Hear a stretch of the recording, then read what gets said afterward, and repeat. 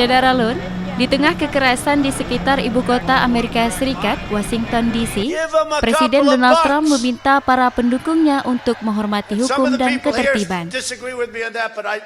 Dalam sebuah video di Twitter, Presiden mengulangi klaimnya bahwa pemilihan presiden pada 3 November 2020 adalah curang dan mengatakan suara Trump telah dicuri.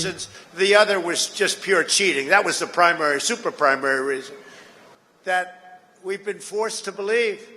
Over the past several weeks, we've amassed overwhelming evidence. Postingan Trump itu dengan cepat ditandai oleh Twitter dengan label peringatan yang menyatakan bahwa klaim penipuan pemilu ini diperdebatkan.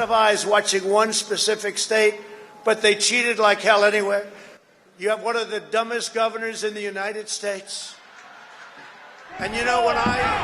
Sementara itu, massa pendukung Trump bentrok dengan petugas keamanan saat menerobos gedung Capitol dalam upaya menolak pengesahan pasangan terpilih Joe Biden dan Kamala Harris.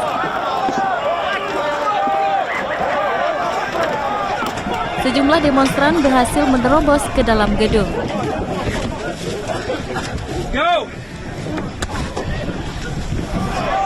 Polisi kemudian menutup sementara gedung Capitol dan mengevakuasi orang-orang yang ada di dalamnya.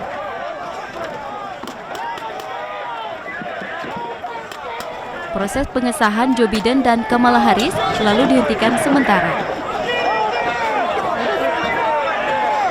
Dalam peristiwa tersebut, seorang wanita tewas dan beberapa orang lainnya dibawa ke rumah sakit.